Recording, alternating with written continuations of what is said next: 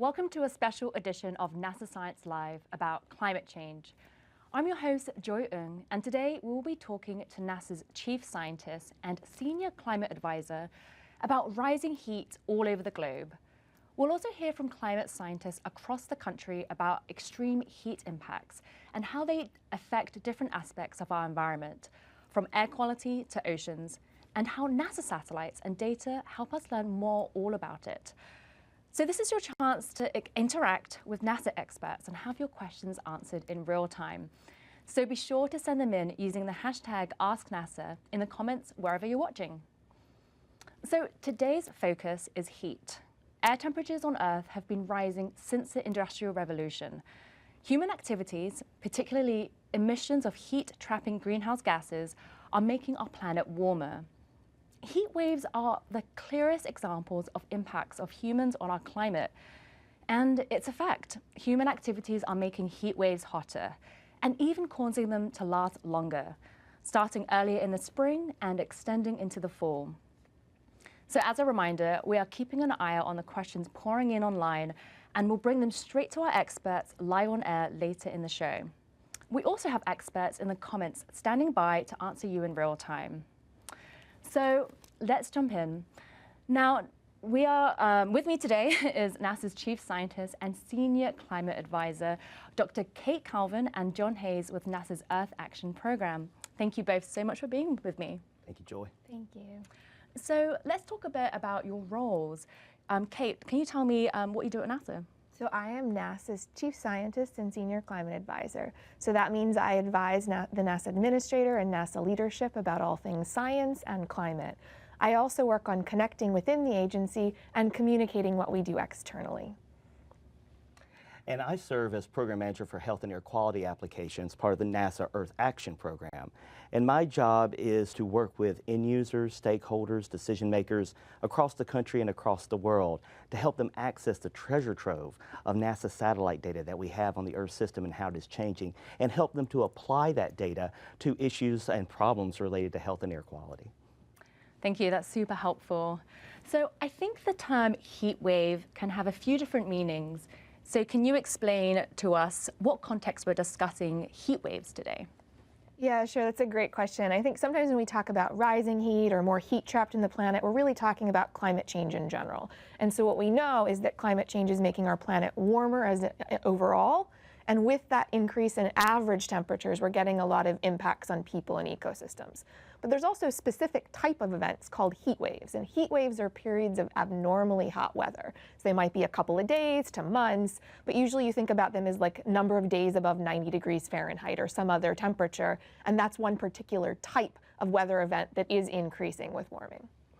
Yes, and rising heat and heat waves are certainly a big health issue, leading to issues of heat exhaustion, heat stress, heat stroke, particularly hard on the very young and the very elderly. And most people don't realize that out of all the weather phenomena, tornadoes, hurricanes, heat actually kills more Americans each year than any of those other events. And according to the CDC, those heat deaths are on the rise. That's helpful context, thank you. So rising heat doesn't just affect one part of our environment here on Earth. It impacts all areas of the globe. So at NASA, we have scientists who study the whole picture, from ice sheets to air quality, from oceans to droughts and wildfires. And as I mentioned earlier, throughout the show, we're going to be checking in with scientists across the country to learn about how rising heat is impacting our planet in different ways. So let's start with Dr. Ben Cook in New York to get an update about rising heat, how rising heat affects global temperatures and what that means for droughts, wildfires, and agriculture. I've been studying how climate change and global warming affect drought and wildfire for most of my career. Over the last several years, we have broken numerous temperature records at the global scale, and with them, established new records in drought and wildfire in many regions of the world. Warmer temperatures dry out the land surface, and as a result, global warming has increased the severity of droughts and wildfires in regions as far apart as Western North America, the Mediterranean, and Australia. At the same time, climate change has also contributed to the increased frequency of co-occurring heat waves and droughts, a double threat that amplifies the impacts of these extremes on people and ecosystems. As global warming continues, we can expect drought and wildfire to continue getting worse. Thank you for that update, Ben. So NASA and NOAA release global temperature updates regularly each year. And as Ben mentioned, the most recent report was just released on June 11th and indicated that May 2024 was the warmest May in the books, marking a full year of record high monthly temperatures. So Kate and John, can you explain how NASA and NOAA determine these sorts of trends?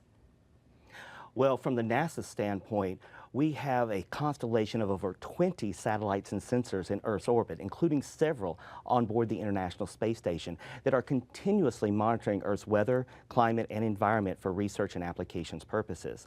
This constellation is actually the largest civilian Earth-observing constellation that the world has ever known, and we get a ton of data on the Earth system and how it is changing, downloaded every day from that constellation. And that data gives us information on things like land surface temperature, ocean surface temperature, vegetation density, air pollution, wildfires, you name it.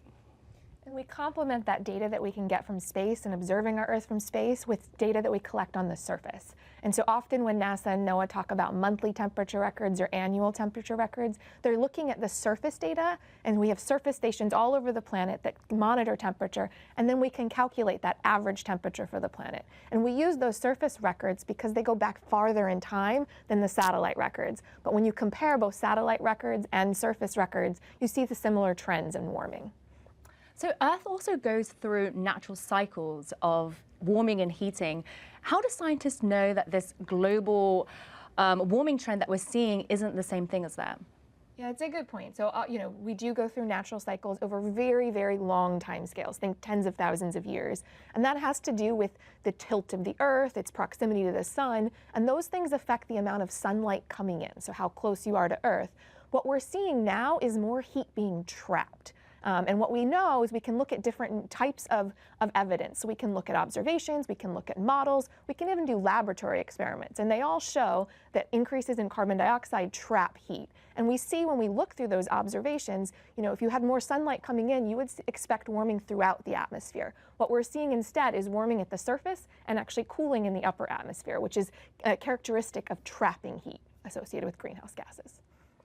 And when you're talking about heat waves and rising heat from, of course, greenhouse gases that are trapping more heat near the surface, it's only amplified in urban areas where a vast majority of our population lives. Because urban areas, of course, are full of asphalt and concrete, and that absorbs all that solar radiation during the daytime and slowly releases it out at night. So we're in the urban areas actually amplifying heat effects, and also our cities aren't cooling down as much as they used to at night, so it doesn't give anybody a break from the heat anymore. Mm-hmm. So we do have some questions coming in online, so let's dig in. So we do have a question from YouTube from Lynn, and they ask, how is this going to affect southern states in the US like Mississippi and Louisiana? Well, there's a myriad of effects, unfortunately, that we're going to see in the southern states, and I'm actually a Mississippi boy myself. Of course, the South is hot, but it is getting hotter. In conjunction with that, we're also seeing more extreme variations in weather events, from devastating floods to long-term droughts. Another issue, of course, is hurricanes. Unfortunately, Mississippi and Louisiana have been devastated by many terrible hurricanes over the years, including, for example, Hurricane Katrina. When you're talking about the issue of the climate crisis and hurricanes, one of the things you have to think about is sea level rise, which I know we'll get to a bit later. But as our sea level continues to rise, you're adding that on top of the storm surges that are already coming inland from these storms, pushing further inland than we've ever seen before. So our next question is on X from Seascape, and they ask, what is the immediate solution to cool down the Earth's rising temperature? One of the things as scientists, since we know what's driving the temperature increase, we also know how to limit that temperature increase in the future. So the warming of our planet we're seeing is driven by greenhouse gases. So in order to reduce the rate of warming, we need to reduce greenhouse gases.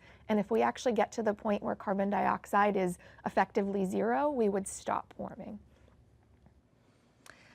And another question on X from Space Fabrics. They ask, how do these record-breaking heat waves impact our everyday lives, and what actions is NASA taking to help us understand and address these extreme weather conditions? Well, number one, like I mentioned earlier, it's on your health. Not only from heat stress, heat exhaustion, heat stroke, which kills more Americans than any other weather phenomena each year, but it also impacts the very air we breathe, and having more increased levels of ozone, for example, in our urban areas. So those are two ways it directly impacts human health from these events. One of the ways that NASA is really working to help with climate changes is in explaining it and providing information. So John mentioned that we have more than 24 satellites and instruments in orbit. All of the data we get from that is publicly available, and we're working to make it easier to use so people can understand what's happening where they live and then take steps to address it. And not only do we make it publicly available, we work directly with stakeholders and decision makers from state departments of health and environmental quality all the way up to the CDC, EPA, even international groups, to get this information out and into their hands so that they can make better forecast decisions, management decisions, policy decisions. Well, that's wonderful. So we have another question on YouTube. They ask, in India, sometimes the temperature rises to 45 degrees.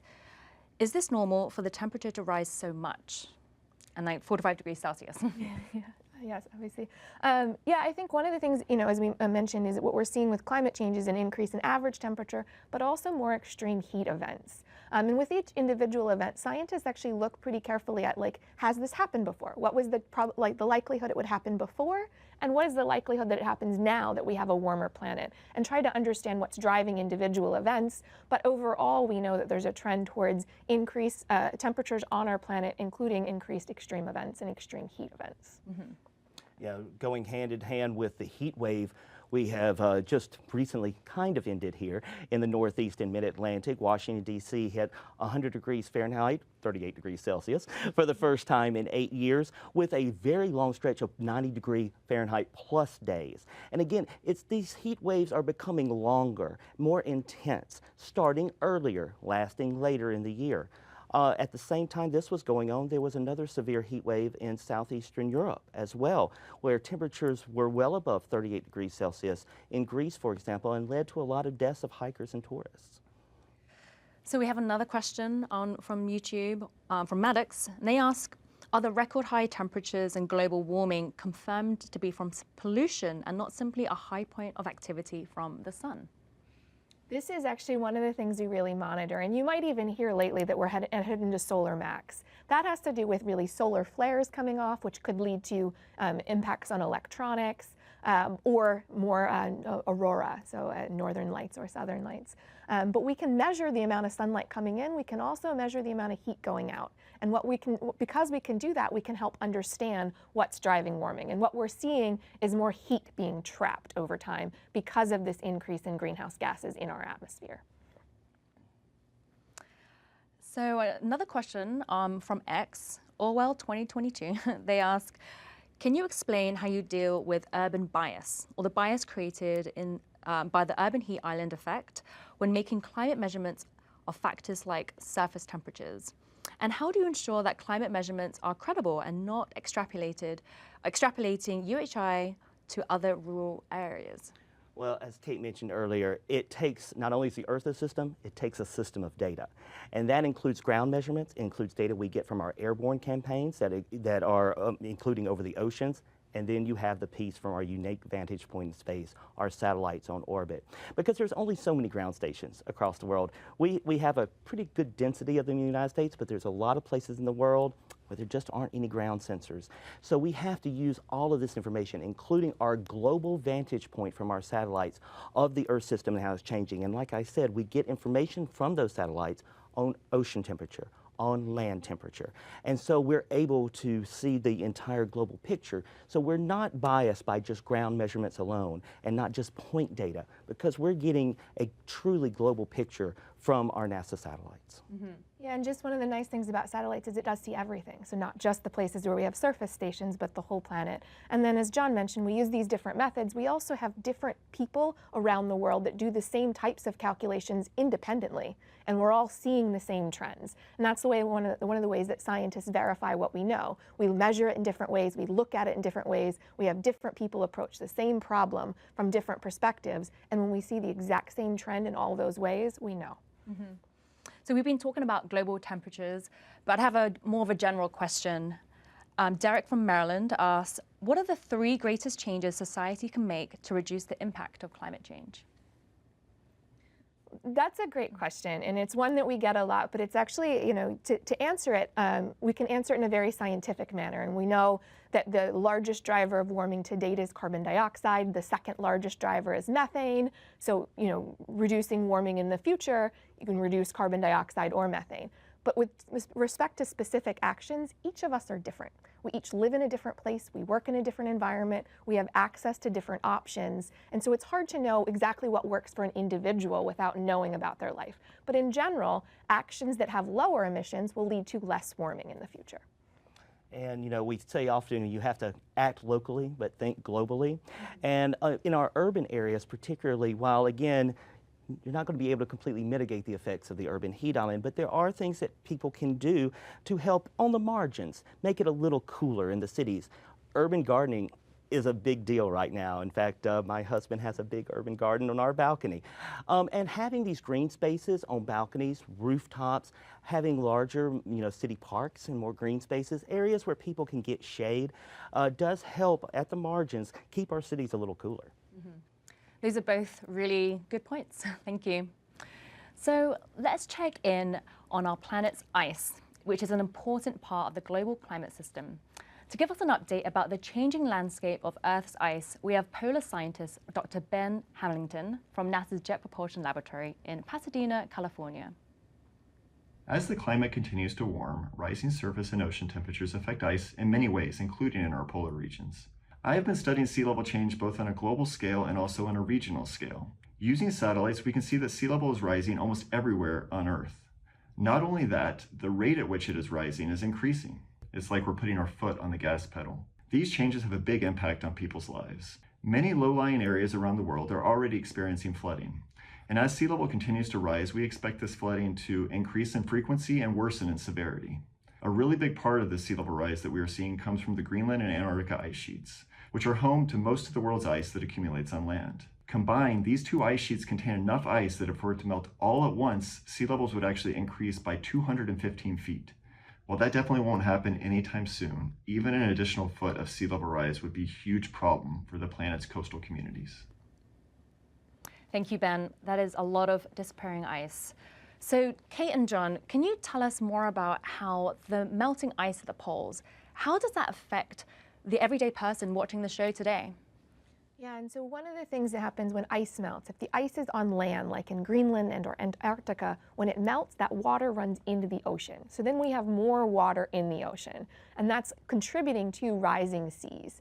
And the rising seas are impacting people all along the coast because we have higher water levels, which also means that when you have storm surge or flooding events, you're starting from a higher base of that water. And so it is impacting the people that are living on coasts all around the world. And when you get these extreme events, for example, I'm sure many of viewers are aware that over the past couple of years, there's been multiple 1 in 100+ year flood events in southern Florida. When you get these extreme precipitation events, because a warmer atmosphere holds more water vapor and the precipitation comes down, most of these cities are set up for that storm water to be collected by canals and discharged into the ocean. But now our ocean is at the same level of those canals, so there's nowhere for the water to go, so it just backs up into Fort Lauderdale and Miami. So we have a few questions about that online, so let's dive in.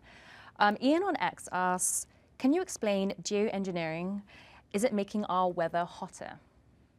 So one of the things, so when scientists, when we talk about, we use very precise language, and so often rather than using the term geoengineering, you'll hear scientists use either carbon dioxide removal or solar radiation modification.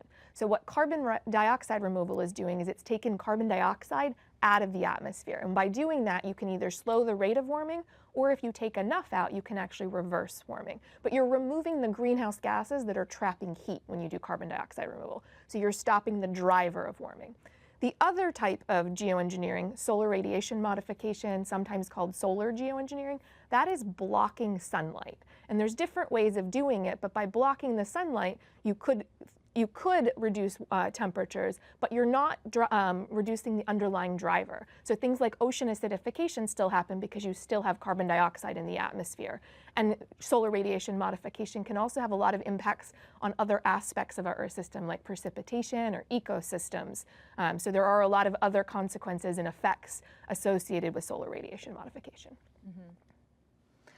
So we have a question on YouTube from Richard Locke, and they ask, by how much do each of you think the planet's average global temperature will warm by, as it looks, 1.5 degrees Celsius? Does it look like the 1.5 degrees Celsius target is completely unrealistic?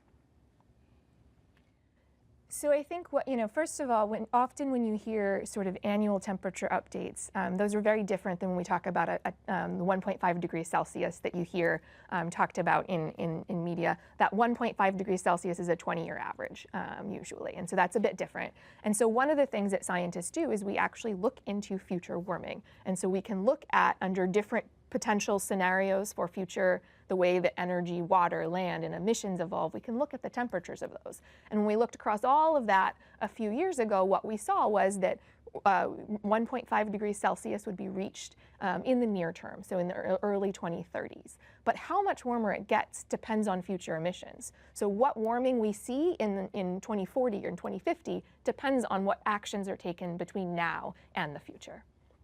And we're seeing the impacts now. It's kind of unfortunate. If you went back 20 years, people would say, well, in 2020, 2030, you're going to see these events. Well, the future's now, and the future has already arrived. And for our children and our next generation, that is the future that they will live in the 2050s, 60s, 70s. But we are already seeing before our eyes what the impacts are occurring right now with these extreme flood events, for example, with these longer heat waves, intensification of urban heat island. And so it's very important to keep in mind when you hear about these longer term climate forecasts, some people might be saying, well, that's a long time in the future, but it's coming for us really quickly. So Oya on X asks, you mentioned the Mediterranean area. I'm from Turkey, and especially this year, the temperature is getting higher and higher, even through July and August, which are still ahead of us. So do you think the temperature will keep increasing in the coming years? Well, undoubtedly, it will.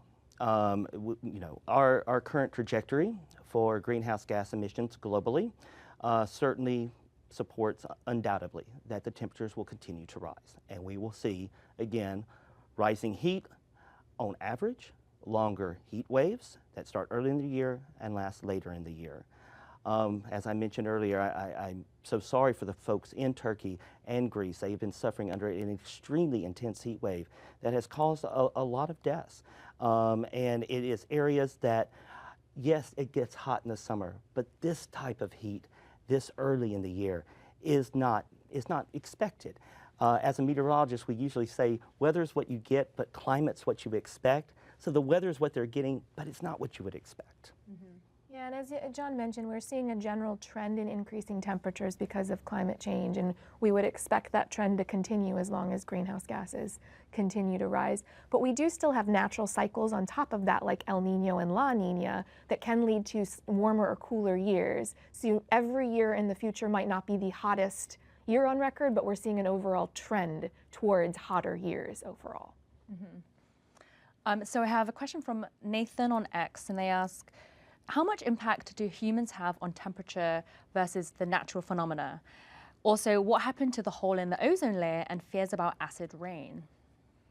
So effectively, all of the warming we're seeing to date is due to human activities. So all of it, we can actually look at individual contributors and see how much is from carbon dioxide versus methane, and effectively all of the warming is human caused. For the ozone layer, I don't know if you want to talk about that. Well, talking about acid rain and ozone is a good news story. And we need to talk more about good news stories of what this globe can do when people get together and tackle a solution that is based in scientific data. I asked, in fact, at a conference a few weeks ago, it was some people younger than myself, and I said, have you ever heard of acid rain? No one raised their hand. Because I think that was one of the biggest environmental issues when I was growing up in the 70s and 80s. What happened to it? Did it just disappear by a miracle? No.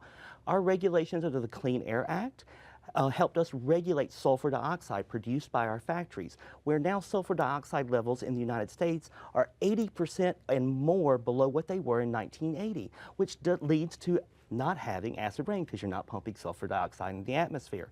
The ozone hole is another one. Of course, a huge issue, still an issue, but a huge issue that came to a crucial crisis point in the 1980s when we realized that chlorofluorocarbons, when they entered the stratosphere with the extremely cold temperatures there, particularly over the Antarctic and Arctic, it leads to the destruction of the ozone layer that is our protection from the sun's UV radiation. The globe was able to come together through treaties like the Montreal Protocol to eliminate CFCs worldwide. And now, from our NASA satellite data that first discovered that ozone hole, we've been watching it heal over time because we have eliminated CFCs globally. That is a great example of how, we can take action. Yeah. So the extreme heat we're talking about not only melts ice and causes sea levels to rise, but it also increases ocean temperature, which can have serious impacts to our ecosystems. So let's check in with marine scientist Dr. Ivana Sechenuk here at NASA's Goddard Space Flight Center to get an update on how heat has been impacting our oceans. Hi, my name is Ivana Sechenuk. I am a NASA oceanographer working at NASA Goddard and a space mission. An increase in heat on land system is not specific for the land system only. It affects the oceans, affects the life in the ocean, and is causing lots of changes that we can see. On one side, ocean traps this heat, but ocean does many other things for us. And this trapped heat and this trapped temperature, in a sense, is modifying the many things that we love about the ocean. So we have the dying corals on one side, we have the changes in the population of lobsters and shrimps and even manatees. But one thing that I care about is the way that this increase in temperature is modifying the services that ocean provides to the climate. Ocean, as I said, traps the carbon dioxide, but as oceans are becoming warmer, it can trap less carbon dioxide. That's your physical and chemical part. On the other side, you have phytoplankton, the teeny tiny plants of the ocean that breathe in this carbon dioxide. Well, what happens when the temperature is changing, that their community changes. So everything what they have done before, they're not doing it anymore. So now you have the completely different phytoplankton there existing there and modifying the way this carbon flows from the atmosphere into the ocean. So ultimately, that's what I'm interested in. I'm interested to understand how the future oceans, much warmer than today, are going to be modifying this carbon flow and where the carbon is going to go. That is very interesting. Thank you so much, Ivana. So based on what we just heard, can you tell us how rising heat is impacting the ocean environment? Well, one of the main issues that we're facing is a phenomenon known as coral bleaching. It's really coral death. In fact, right now we are seeing unprecedented levels of coral bleaching occurring worldwide. And that happens because as the ocean temperature rises, you reach a tipping point where coral can no longer live. So you don't see these vibrant ecosystems that you're used to when you see the Great Barrier Reef. Instead, the coral cannot live in those temperatures, it dies, it bleaches out to white, and you lose that integral part of the ocean ecosystem. Another thing that we're looking at with our satellites is a phenomenon known as harmful algal blooms or red tides. People along the west coast of Florida have had to deal with this several times in the past few years. And these red tides that we can are able to observe from our satellites in orbit, as well as ocean surface temperatures, these red tides are not only harmful for marine life, but they aerosolize a toxin that is then blown on shore by the sea breeze that is harmful for us to breathe. It causes a lot of lung irritation and eye irritation, even for healthy people. So we've been working very closely with our partners at NOAA, as well as with the state of Florida, to help develop an early warning system for these harmful algal bloom red tide events so people know when it's a good day to go to the beach. Mm-hmm. So are there any impacts we're seeing beyond the ocean environment when it comes to warming oceans? Yeah, I mean, the ocean, it's a big part of our planet, and it plays a really important role in Earth's climate. So the ocean absorbs carbon dioxide and heat and mixes that up, and that impacts temperature and carbon dioxide all over the Earth, including over land. And there's also an important roles around water cycle, so we're seeing more heavy precipitation events over land, and the ocean just really plays, it's a part of that overall Earth system, and what happens over the ocean impacts us everywhere. Yes, as Kate said, you know, a warming ocean evaporates more water into a warming atmosphere that can hold more water, and that has to come down somewhere. So many times, of course, it's over land. So we're seeing these extreme types of flooding events occurring again, many times just this past week, again over southern Florida. We actually have a satellite on orbit called the Global Precipitation Measurement Mission, or GPM. That's in partnership with our Japanese space agency partners, that we're actually able to measure precipitation across the globe and being able to investigate and monitor these real-time extreme precipitation events and floods. So in addition to studying precipitation through GPN, how else does NASA study the oceans? We have a number of satellites, and we've actually launched 2 just in the last 18 months. One of them, called Surface Water and Ocean Topography, is helping us understand the surface waters, so oceans and also inland rivers and lakes, and tell us how much water is running through those rivers and lakes, as well as looking at ocean circulation. And then just a few months ago, we launched PACE, which John has already mentioned, but PACE is telling us more about what's living in the surface ocean. So it can tell us a little bit about phytoplankton, give us information on harmful algal blooms, on fisheries, as well as on climate. Yeah, PACE is a truly revolutionary ocean color instrument, and we just got our first light products from PACE just a couple months ago. I'd encourage people to go look at them online. They're really stunning images that we're getting from that satellite. Mm-hmm. So we hear a lot about how El Nino and La Nina play roles in the ocean temperature, which also impacts weather. So how do they factor into what we're talking about here? Yeah, so El Nino is a warming of the surface waters in the Pacific off the coast of South America. And its counterpart, La Nina, is when you have a cooling in those waters off the coast of South America. It is part of a natural Earth cycle, and it affects weather all across the globe. For the past couple years, we've been in the El Nino cycle, and for our viewers here in the United States, you probably recall back in the fall and winter hearing of these major atmospheric river events occurring on the Pacific coast, where we had very heavy snowfall, very heavy rainfall, landslides. El Nino makes those things happen, where those become much more common to impact the West Coast. We are now, just in the past basically month, are flipping over into the La Nina cycle. And La Nina, of course, also has effects globally on our weather. More importantly for this summer, with us going into this La Nina cycle, we're going to have a decrease in wind shear across the Atlantic basin. Wind shear is a change in wind speed and direction as you go higher up in the atmosphere. Hurricanes don't like wind shear because it tears them apart. So what we're having this summer is we're going to have a very hot Atlantic basin.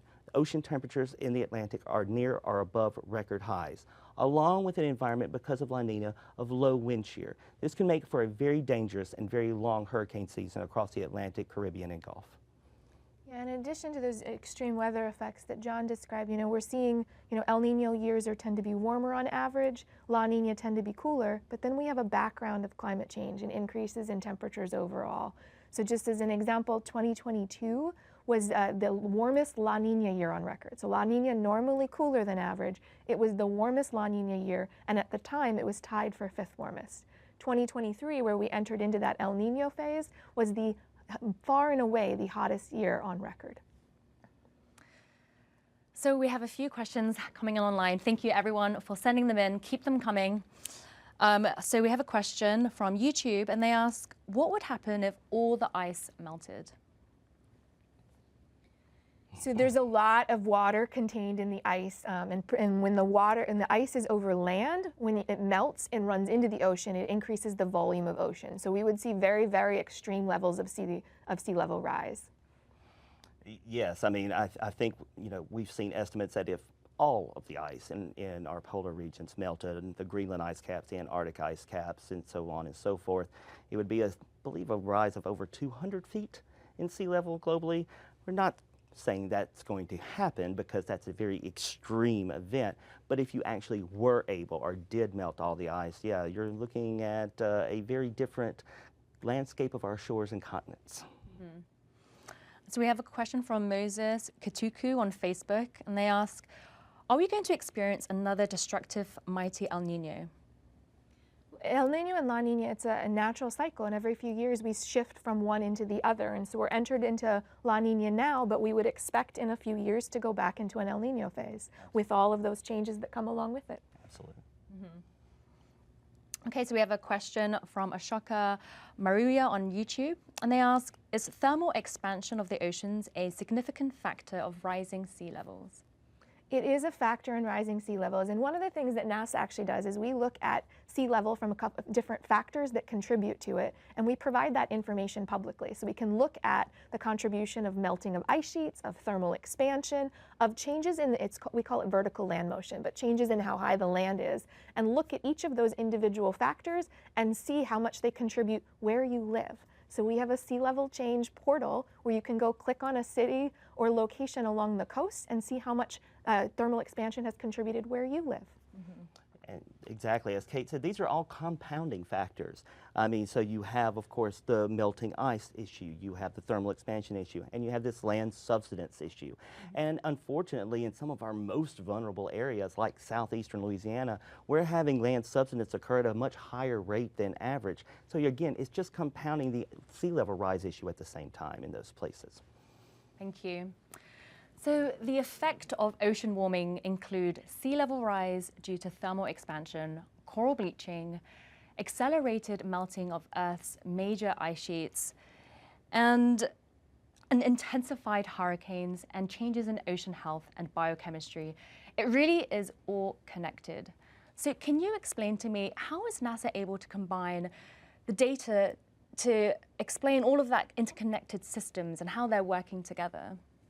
One of the ways we combine all these is through models. So these are mathematical models. So we use a computer and we put in our understanding of the physics of the Earth system and all of its different parts. And then we can look at how they're interrelated. So we can represent the land, the ocean, the atmosphere, water, emissions, and put all of that into a single computer model, and then use the observations that we get from our NASA satellites to help us better understand how that changes over time. And then from those models, we can then look at the individual drivers in the past and the processes that are contributing to the changes we see today, and then we can also use those to project into the future. Yeah, it's really a system of data, and it's a tremendous amount of data, not only that we're getting from ground sensors or airborne campaigns, but we're downloading almost 25 terabytes of data every day on the Earth system and how it is changing from our constellation of Earth-observing satellites. And so in order to understand this just treasure trove of data, we really have to have these remarkable model predictive capabilities that we have at NASA along with our other partners. Thank you. I'm learning so much today. And thank you for all of this insight and for all of the data. So let's check in with another climate expert, Dr. Kerry Nicholson at NASA's Jet Propulsion Laboratory in Pasadena, California, who's going to give us an update on the connection between heat and air quality and the detrimental impact it has on humans. I'm interested in air quality from the perspective of urban heat. I work on an instrument called EcoStress, which studies surface temperature from the International Space Station. One of the things we're really interested in is the urban heat island effect. So in cities, especially cities that have a lot of cement and concrete, those cities get hotter during a heat wave, but at night they don't have a chance to cool down. And so the next day, things just get hotter and hotter and hotter. And this has significant health impacts, but it also has a real impact on air quality. As you know, people tend to run their air conditioning units when it gets hot, and this contributes to emissions. We know that heat waves are becoming hotter, they last longer, and they're becoming more frequent. And so we're concerned about the long-term impacts to air quality as a result of heat waves. EcoStress is especially interesting to study urban heat because it has a very fine resolution. That means that we can zoom in to individual neighborhoods, since we know that individual neighborhoods each experience heat differently. And we're working with city officials and city planners to see what we can do to mitigate the impact of heat in our neighborhoods. Thank you, Kerry. So, Kate and John, can you explain what NASA is doing to help inform local decision makers about heat and air quality? Well, I'm going to focus on one particular aspect of air quality and heat, and that is on the issue of nitrogen dioxide. Now, nitrogen dioxide, NO2, is a harmful pollutant to breathe on its own. It's a regulated pollutant by the EPA. It comes from smokestacks and tailpipes, so cars and factories. So it's extremely concentrated, particularly in our urban areas. Now, with nitrogen dioxide, once you expose it to heat and sunlight, it breaks down into ozone. And we mentioned ozone earlier because we love ozone up in the stratosphere, where it protects us from the sun's UV radiation. But we don't like it down here at nose level where we're breathing it, because it causes a lot of lung irritation, throat irritation, particularly harmful for those who already have pre-existing conditions like asthma or COPD. So as you can tell, this urban heat island effect is actually creating and generating ozone, particularly during rising heat events and heat waves. And that leads to these red alert air quality days that people probably hear in their cities, where they're encouraged to take public transportation or not gas up their car that day because the level of ozone is too high. Now, luckily, last year, we launched a brand new satellite into orbit called TEMPO. And TEMPO is looking at the very air we breathe across the United States every hour of the daylight at unprecedented resolution, down at the neighborhood scale.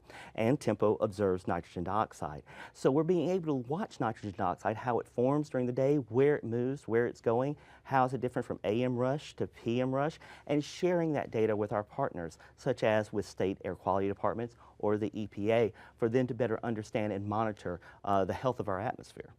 That sharing of data is really important to us at NASA. So we share TEMPO data, we share data from all of our missions, and we're working not just to make it publicly available, but to make it easier to use so that people know what's there, know how to find it, know how to use it, and can understand what's happening where they live. It's so great that NASA data can be used in this way and have real benefits to life on Earth. So, as temperatures on Earth continue to rise due to climate change, heat waves are expected to get hotter and occur more often. As Kate and John have both mentioned, urban areas that have more buildings and roads and less natural landscapes and vegetation will be impacted more severely by those heat waves and their associated health and environmental effects. So what solutions are there to combat some of these issues when it comes to heat and air quality in urban areas? Well, the number one driver of rising heat in urban areas is rising heat on the planet in general. And so to limit the warming in our urban areas, we have to limit the warming overall. But there are some local things that people are doing now and that we can observe the impacts of in an urban area. So earlier you heard a little bit about eco-stress. So one of the things that eco-stress can do is look at temperatures at a very high precision in urban areas and see where it's hot and where it's cool. And then also look at how the activities people take in those cities change those temperatures. And so I think we have an image, but looking from eco-stress at an area in California, and there's actually up now for the readers, so I'll actually walk through it. If you look at the area that's in that green polygon, that is an area where they have painted the street with a reflective paint. And as a result, that street is cooler than the surrounding neighborhoods. And we can see that from space. We can see the temperatures of that urban area, and we can see where it's cooler. So as Kate said, on the margins we can affect it. And I mentioned earlier there's some actions that people can take, such as rooftop gardens, or encourage your buildings to have rooftop gardens, while also expanding green space in our city to help have areas where people can get cool and cool the environment in general. But another thing that needs to be thought of is the location of cooling centers where people can get out of the heat. NASA did a project several years ago with cities like Cincinnati, Dayton, and Phoenix, where we actually took temperature observations from our Landsat satellite, which is a NASA USGS joint satellite. We got very high resolution temperature data, so we could plot where were the real hot spots in the city. So those cities found out that sometimes their cooling centers were miles away from where really the hottest part of the urban core was. So they could have them better located so people could have easier access to get in and out of the heat. So we have some questions coming in from the public. Thank you again. So we have Car Guide number 2 on X, and they ask, does launching all of the rockets into space have any effect on our atmosphere? So rocket launches do have short-term impacts along the launch trajectory depending on the type of propellant used. So there's different types of fueling a rocket and they have different impacts. Those impacts are small compared to human activity's impact on climate change today. Okay, so Gregory D. Barney on Facebook asks, if carbon dioxide is a natural byproduct of life, how is it possible to reduce the carbon emission to zero? So when we talk about reducing carbon, you might hear the phrase net zero or reducing carbon dioxide emissions to zero. They're usually talking about human-caused carbon dioxide emissions, or what scientists would call anthropogenic. So the carbon dioxide emissions associated with combusting of fossil fuels or other changes in the landscape. And when you get that to net zero, meaning that any positive emissions from human activities are balanced by removals, that would limit warming. But it is emissions, not concentration. So we're talking about how much more carbon you put into the atmosphere rather than the amount that is in the atmosphere. Thank you. Thank you for the clarification, because I know that is a common question that we get. So at NASA, we have an array of facilities across various climates, from our headquarters in Washington, D.C., Kennedy Space Center in Florida, to the sunny west at NASA's Jet Propulsion Laboratory, or JPL, in California. Which is why we must consider how climate change will impact our own infrastructure. So now let's turn to Tom Nicholas at the White Sands Test Facility in New Mexico to learn more about how NASA is preparing for the future. Heat can have a cascading effect on all communities. At NASA, the White Sands Test Facility, also known as WSTF, located in the southwest New Mexico desert, we get plenty of sunshine, but only about 8 or 9 inches of rain per year. Because of these environmental factors, we're always planning for the future and thinking about how to secure our facility so we can continue to meet our mission. As the energy manager here at WSTF, it's my job, along with the NASA Facilities Engineering and Sustainability team, to work with these unique issues to develop projects that can help improve carbon-free energy production, water conservation, and resiliency. To combat these issues, we are taking advantage of our hot, sunny days to develop and expand on our photovoltaic generation and battery energy storage yard. In addition, we're making improvements within our site and testing areas to reduce water consumption, with a large altitude test stand water recapture project. To improve resiliency, we are constructing a microgrid that will independently power our site's water system, helping us to conserve water. WSTF will continue to strive for environmental improvements to increase our sustainability efforts. Thank you, Tom. The impact climate change has on managing facilities and communities seems very vast. So, Kate and John, can you expand on what NASA is doing to learn more about this and providing decision makers with that data? So one of the things about NASA is we have centers and facilities all across the country, and each of those are facing different impacts now, and we know that with future warming, those impacts will increase. And so we're taking steps now. You heard about some of those in the video. At Kennedy Space Center, which is a coastal facility, we actually are doing mangrove replanting and sand dune restoration to protect our infrastructure and facilities now. But when we think about the future, we need to know what's changing and what are those impacts might be in the future. So we actually have a project where our climate scientists work with our infrastructure teams to talk to them about what might happen, and so they can better prepare. And that also helps us as scientists understand what information is needed for decision making and how to get that so it's in a more easily accessible form. And we've been putting trainings out on our website so people can understand what we're doing and how they can use that information as well. You know, we talked a lot about today about how our data is completely free, open access to everyone across the globe, and how we're doing all these projects to get that data into the hands of people to make decisions. But we are the users of that data as well, not only the producers of it. And so that's a really cool aspect, that we're actually at NASA using this data to help understand the vulnerabilities of our facilities and how to mitigate those vulnerabilities. Because as Kate mentioned, many of our facilities along the Louisiana, Mississippi Gulf Coast, and the Florida East Coast are in some very vulnerable areas. So we have some more questions from online. Marcus on YouTube asks, how much impact would switching our grids over from coal and natural gas to nuclear have on lowering our emissions? So one of the major drivers of climate change is carbon dioxide, and one of the major contributors of that is from electricity grids. And I don't have the exact numbers on me right now, but that is something that scientists do look at, is how much more warming will we get from the grid we have now, and what would future energy systems mean in terms of warming. Mia from Virginia asks, what advancements on the International Space Station help us with sustainability on Earth? Oh, this is we also live and work in space, and so we have astronauts that are currently living on the International Space Station. And one of the things that NASA does is we think about what they need to survive off the planet Earth.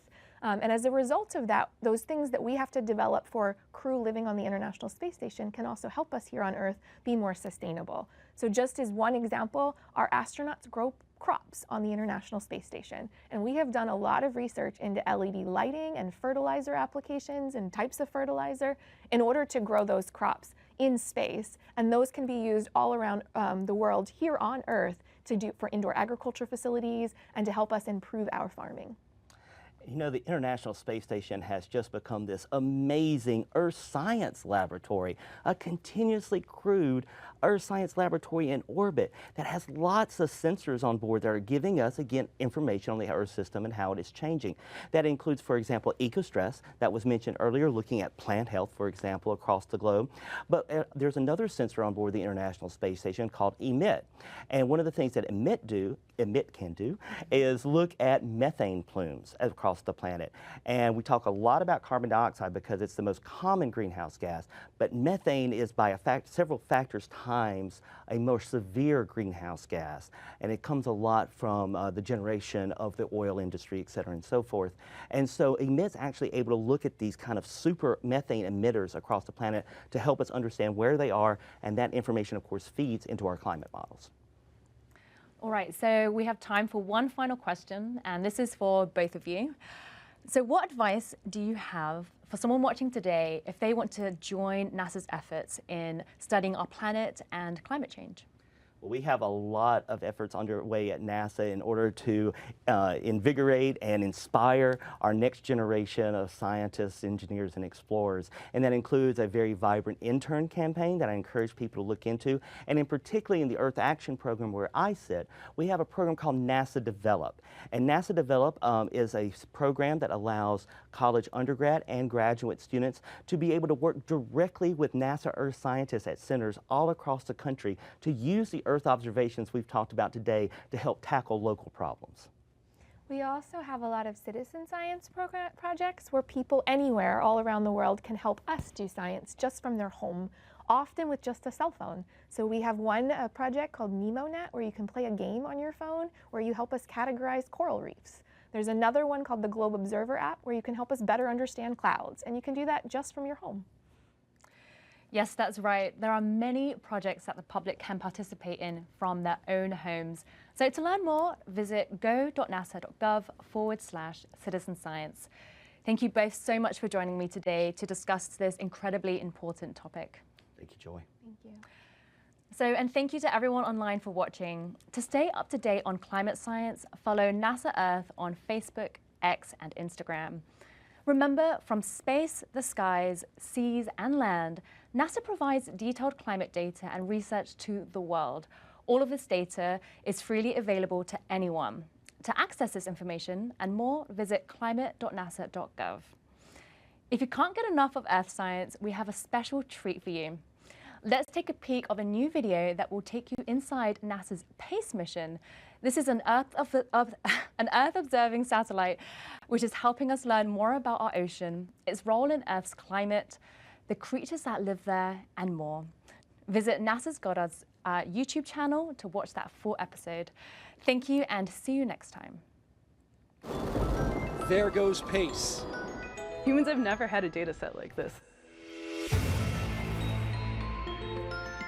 NASA's PACE satellite is showing us the colors of the ocean like never before.